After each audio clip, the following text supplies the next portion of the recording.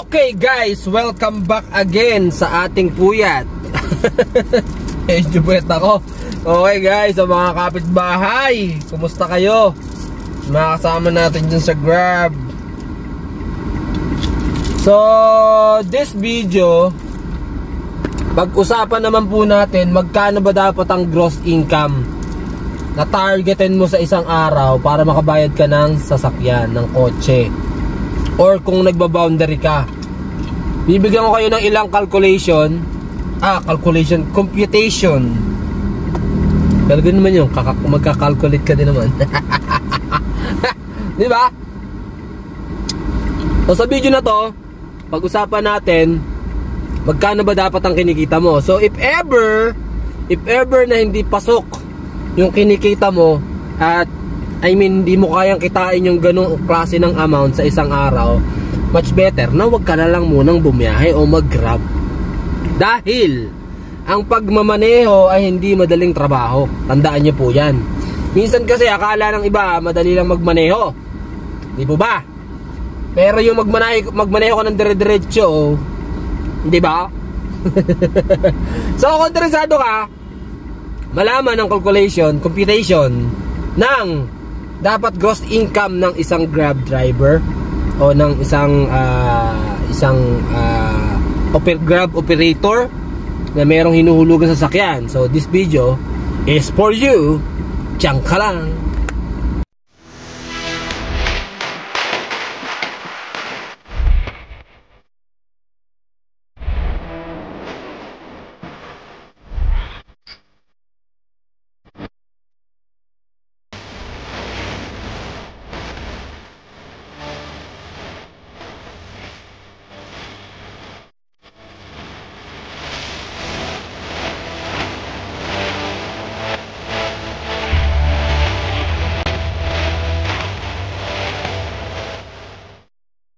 Welcome back again sa aking channel. This is Kuis, your friendly kapitbahay.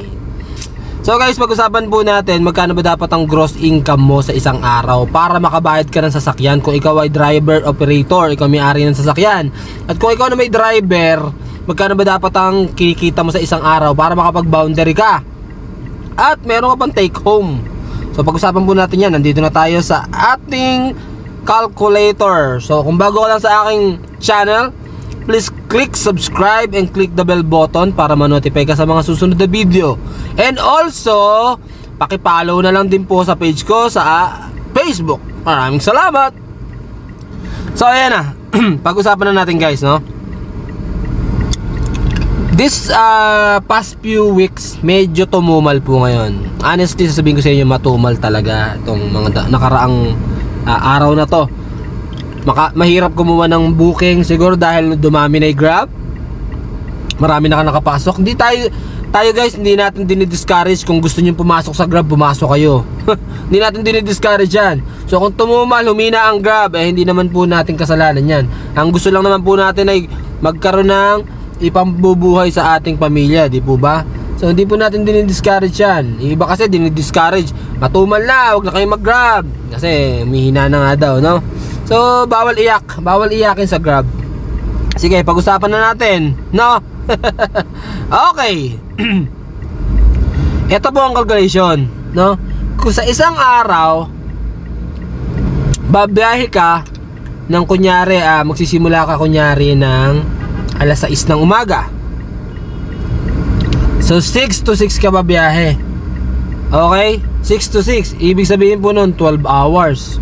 Normally pag 12 hours, eto guys, aaminin ko sa inyo kung magsisimula ka ng maaga, like 6 AM to 6 PM, siguro ang magiging gross mo pa lang dyan, eto estimation ko lang to at sa experience ko lang to, no? Sa mga ganyang oras, syempre kakain ka, mamamahinga ka saglit, no? Ang magiging, let's say magiging gross mo yan mga 3,500 siguro, no? Or 3,000, mga ganyan. Or kung medyo maganda-ganda ba ito sa'yo, 4,000. Maganda yon. Pag naka 4,000 ka ng 6 to 6, maganda. Na gross guys.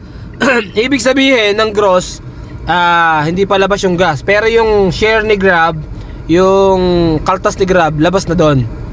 So ang ilalabas mo pa dyan dun, kunyari dun sa 4,000 is yung gas. At kung operator driver ka, syempre alam mo rin dapat kung magkano kitain mo sa isang araw para sa pambayad sa sasakyan mo, di ba? At kung driver ka naman, dapat alam yung ano mo, yung pinaka boundary mo.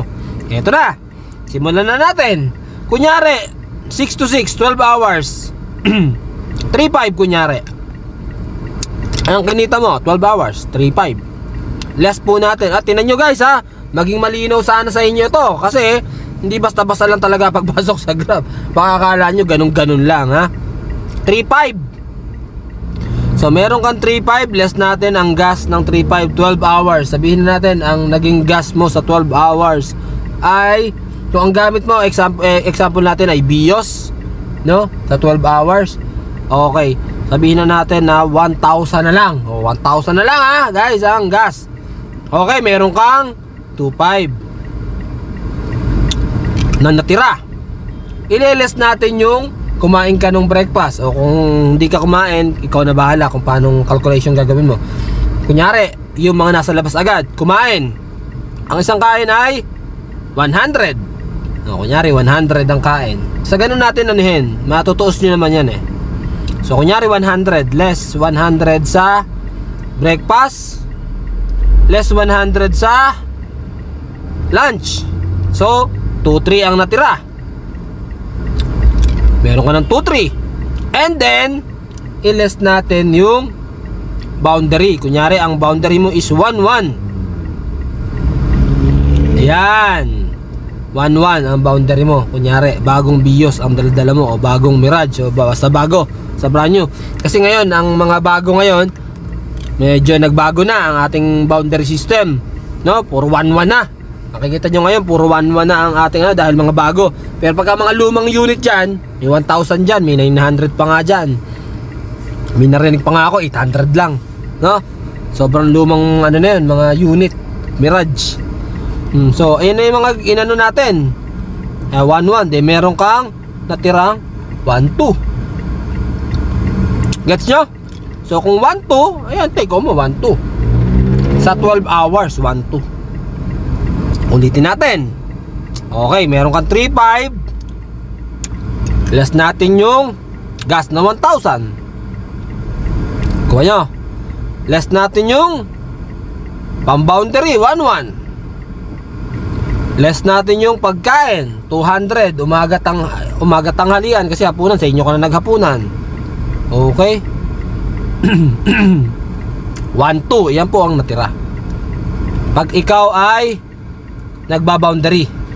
So kung hindi ka nagbaboundary sa sarili mo sasakyan, so i-minus mo na lang dun sa 1-1 na ano, na boundary dito sa pangatlong numbers 1-2.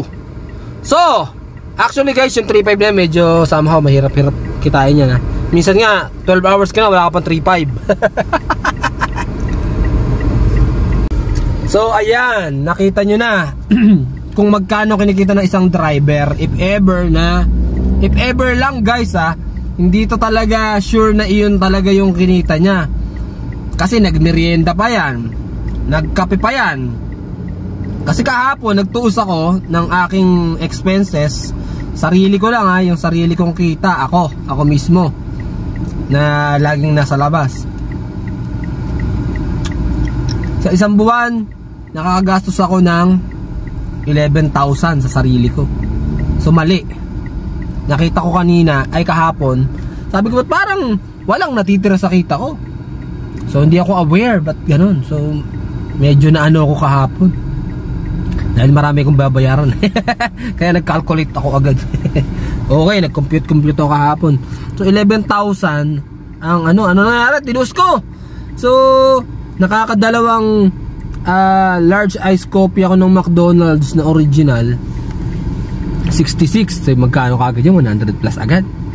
Tapos isang kain sa araw, sabihin na natin 300 plus, mga 320 ganun, 350 sa isang araw ang pagkain ko. So magkano na yun? 400 plus na agad, di ba? Minsan magmerienda pa ako. So nung tinuos ko, minsan nagbabayad pa ang parking. So nung tinus ko, grabe, ang laki. Ang laki pala sa isang buwan. Kaya pala minsan parang walang, magkakaltas pa yung loan. So nag-loan tayo eh. Meron pa rin tayong loan kay Grab, di pa tayo tapos sa loan eh. Diba?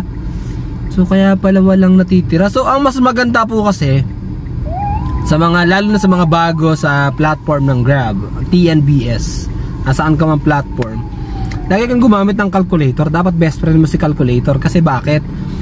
Kasi para malaman mo magkano yung kikitain mo sa isang araw. Kasi kung wala kang goal na kitain sa isang araw, wala din. Kumita kang 2,000, okay na, umuwi ka na. Tapos nung tinuos mo, wala ka alang matitira sa'yo. Tapos magpo-post ka ngayon sa Facebook. Pag-post mo sa Facebook, iyak ka ng iyak, no? Para ka sanggol. Para ka sanggol, iyak na iyak. Huwag ka na kasi mag-Grab. Trabaho ka na lang. Diba? Pwede naman tayo magtrabaho eh. Ay, magnegosyo ka. Diba? Kasi ang Grab, medyo tumums nitong mga nakaraan. Pero tumuman lang nga, iyak ka pa na iyak.